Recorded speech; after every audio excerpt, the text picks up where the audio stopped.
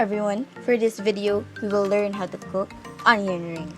Before we start cooking, prepare the following. The first thing we have to do is to slice the onions into rings.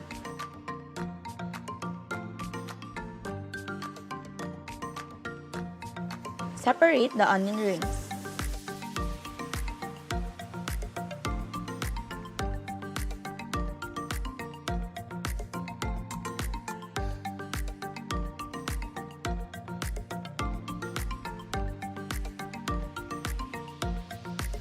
Add salt and pepper to the onion.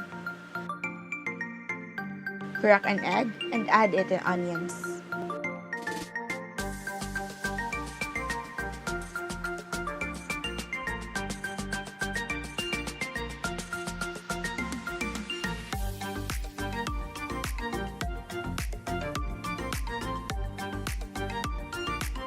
Crack another egg in a bowl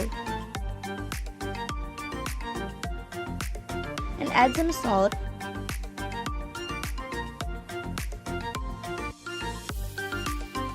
and pepper.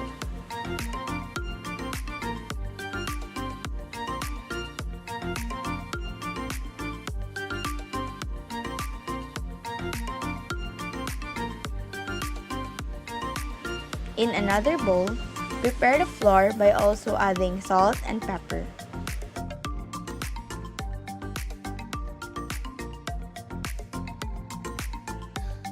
Put breadcrumbs in a bowl.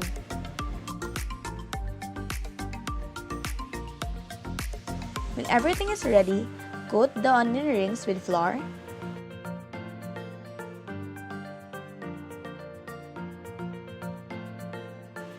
Then dip it in the egg.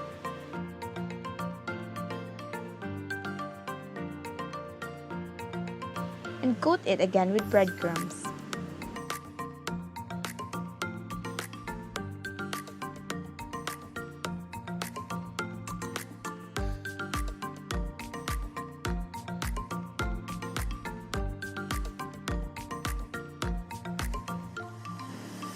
In a pan, deep fry the onion rings.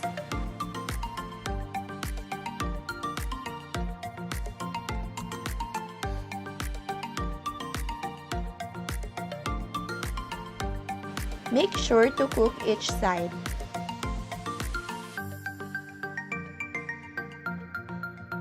While waiting for the onion rings to be cooked, click like and subscribe to my channel. Get it from the pan when it is already golden brown.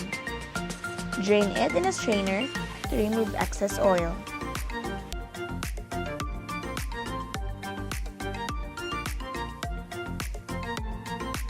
Tada! The onion rings is now ready. Serve it and enjoy.